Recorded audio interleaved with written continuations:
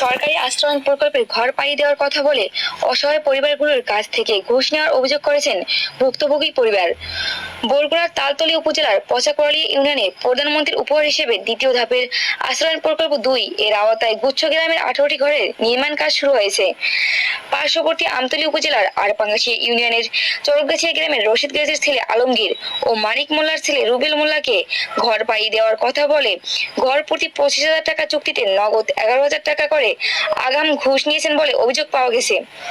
এই বিষয়ে ভুক্তভোগী রুবেল বলেন, 1-1.5 মাস আগে ইব্রাহিম মেম্বার ও আয়ুব মোল্লা ঘর দেওয়ার কথা বলে 25,000 টাকা চায়। আমি মা রাজিয়া বেগমের সাথে কথা বলতে বলি, তারপর তারা মায়ের কাছ থেকে নগদ 11,000 টাকা নিয়েছেন, বাকি 14,000 টাকা পরে দিতে হবে। এই বিষয়ে তালতলী উপজেলা নির্বাহী অফিসার সিফাত আনোয়ার তুম্প বলেন, আমি কোনো অভিযোগ পাইনি। প্রধানমন্ত্রীর উপহার গুচ্ছ গ্রামের ঘর দিয়ে কেউ টাকা নিতে পারবে না। খোঁজখবর নিয়ে আমি আইনগত ব্যবস্থা গ্রহণ করব। বিস্তারিত দেখুন ভিডিওতে।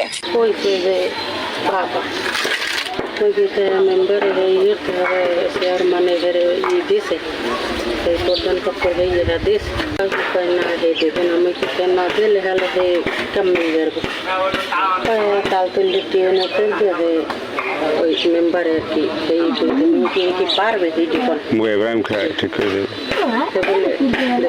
কেটা ইব্রাহিম খান আমি ডোনেস করে আমি ইব্রাহিম খান আমি টানেস করে তাই মোলা টানেলে ইব্রাহিম খান ঠিক করে দিতে কেটা ভাল লাগে ভালো সম্পর্ক অরিজিনাল টাকা দিয়েছে কয়জন আর দেশে নাকি কেউ করতে নেই আলমগীর দিয়েছে টাকা তো 22,000 না আরো বেশি 11,000 কোটি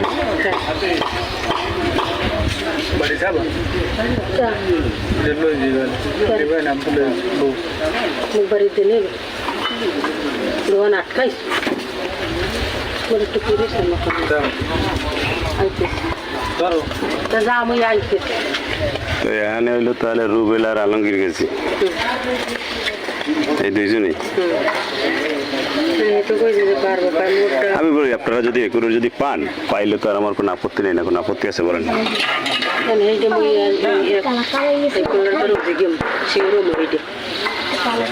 কি কয় এইটা শিওরই এবার আমরা আমি কম কি বোঝেন না যে হে যেটা কইলে হ্যাঁ তো আমি বলছিলাম না যা কইছে যে তোমার ইব্রাহিম খাই নিশ্চয় সেটা তোমার ইব্রাহিম খাই দিতে হাদিস হে জায়গা হে মনে হয় না যে মনে তো হয় আমরা কি বেদি কইছেন সরকারি ঘর পাইবে ফ্রি